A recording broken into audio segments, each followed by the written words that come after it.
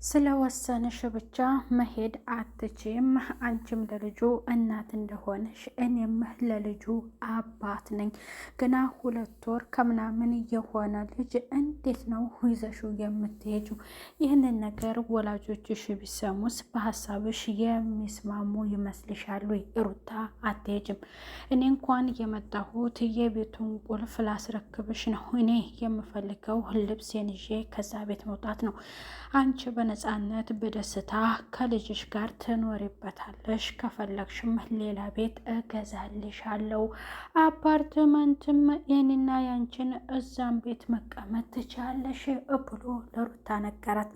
እኔ አልፈልግም፣ ወስኛለሁ። እናትና አባቴም በሀሳቤ ተስማምተው መርቀው እንዲሸኙኝ ነው የምፈልገው። በቃ ወስኛለሁ አለችው። አብርሃም እባክሽ ይሄ ነገር የማይሆን ነገር ነው፣ ምን ችግሮች ነው አንቺ ከሀገር የምትወጪው ቢላትም በሀሳቡ እንዳልተስማማችና በመሄዱ እንደወሰነች ለአብርሃም ነገረችው። ተመችቶሻል? ብቸኝነትና ከኔ መለየት ለካ እንደዚህ ምቾት ያሰማል እንዴ? በጣም ነው ያማረብሽ እያለ ቢነግራትም እኔን ደግሞ አታይኝም እንዴ ሲላት እሱን ለማየት ሳይሆን እሱ ራሱን በራሱ ሲያደንቅ መቼ አየሁ አለችው። እውነቴን ነው ሩታ፣ እንድትሄጂ አልፈልግም። እኔ ልጄን እንዲነጠለኝ አልፈልግም። እዚሁ ሆነሽ እየመጣሁ ልጄን እንድጠይቅ ነው። የራሴን ህይወት እየኖርኩ ነው። አንቺም የራስሽን ህይወት እንድትኖሪና ሰላምና ደስታ ነው ሁልጊዜ የምመኝልሽ።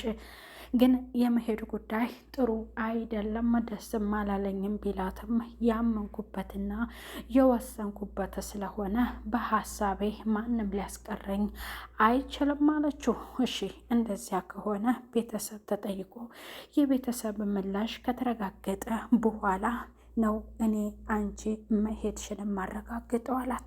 ሰላም ጤና ይስጥልኝ ውድ የተከበራችሁ የቻናሌ ተከታዮች ቤተሰብ በሙሉ በያላችሁበት ሰላማችሁ ብዛ።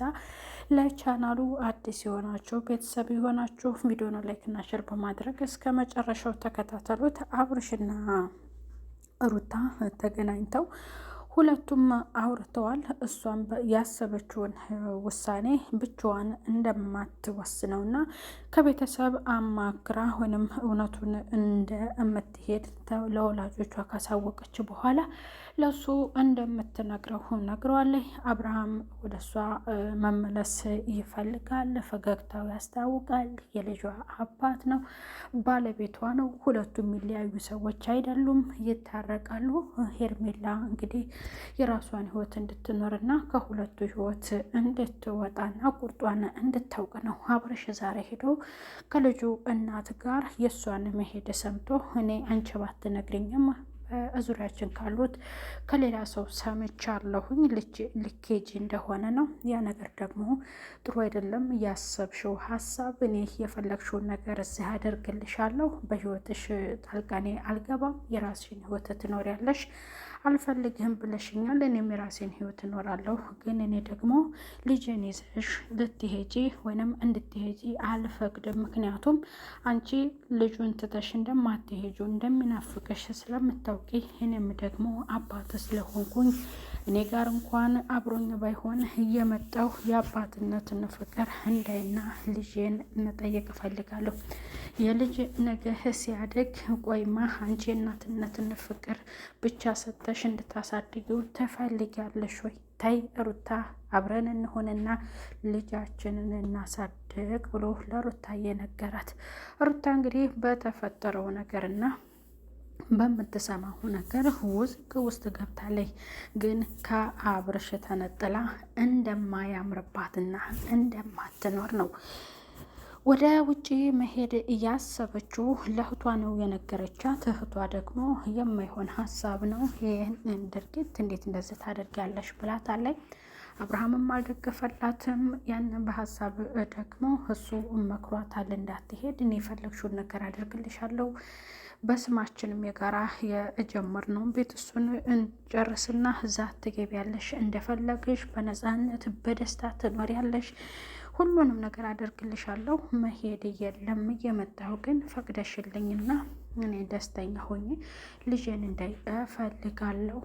ከራክሽኝ የከባድ ነው ሩታ፣ ከዚህ ሁሉ እንታረቅና አብረን ልጃችንን እናሳድግ ብሎ ለሩታ ነገራት። ሩታ ደግሞ ያሰበችው ያው በመሄዱ ስለሆነ መሄዱ ላይ ነው እንግዲህ ሄድና አየር ንብረቱን መቀየር እፈልጋለሁኝ አንተ ብቻ ሳትሆን የበደልከኝ አለችው። እዚህ ጋር ሩታ ትወደዋለች፣ ሌሎችም ሰዎች አሉ በዙሪያችን ብላለች። ስለዚህ በቀጣዩ ክፍል የሽምግልና ምላሽና የቀን ቀጠሮ ከታወቀ በኋላ ሽማግሌዎቹ ለማስታረቅ ቀጠሮ ይዘዋል።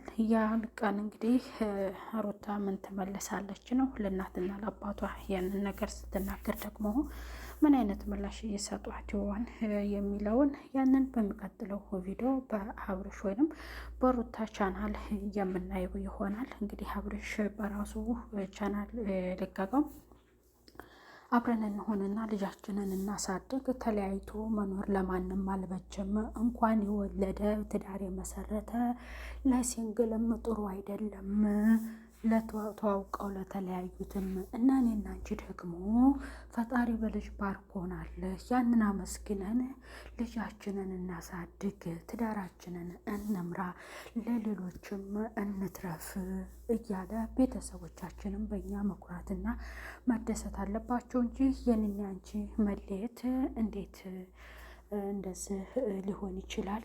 በቃ ባጠፋሁትም ጥፋት ይቅርታ ህይወታችንን እንኖር ብሏታል። ሄርሜላዬ እንግዲህ ሄርሜላ ተበላች ባለ ትዳር መካከል ገብታ ተበልታለች። ሩታዬና አብርሃም አይለያዩም፣ ነገም ዛሬም አይለያዩም።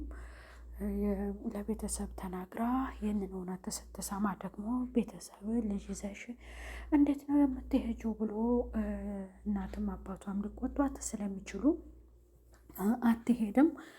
ሁለቱ እንዲስማሙ በሽምግልናዎቹ ወይም በሽማግሌዎቹ ይወሰንና ሽማግሌዎቹ ወይም ከሽማግሌዎቹ ቃል ሊያወጡና ሊያመጡ ስለማይችሉ ሩታዬ እና አብርሃም ትዳራቸው ይመሰርታሉ፣ ወደ ነበረው ፍቅራቸው ይመለሳሉ የሚል ተስፋ አለን። ሄርሜላ እንግዲህ ወይ ከአንዱ ጋር ትመጣለች፣ ለዛ ምላሽ ትሰጣለች። የአብርሃምን መሄድ እሷ አታውቅም። ሩታን እንዳገኛትና ከሩታ ጋር እንዳወራ አታውቅም። ምክንያቱም እሷ ከእሷ ጋር እንደሆነ ነው የምታውቀው። ሩታ ጋር ተመልሶ ከሄደ ያው ከኔ ጋር የነበረውና እኔ የምለውን ነገር አይሰማኝም፣ እንዴት እንደዚህ ያደርጋል? ልብ ወደዛ ነው ማለት ነው። እሷ የምትጎዳው ሴት ናት እያለች ነው በመካከላቸው የገባቸው። ያንንም ሩታ ምላሽ ትሰጣታለች።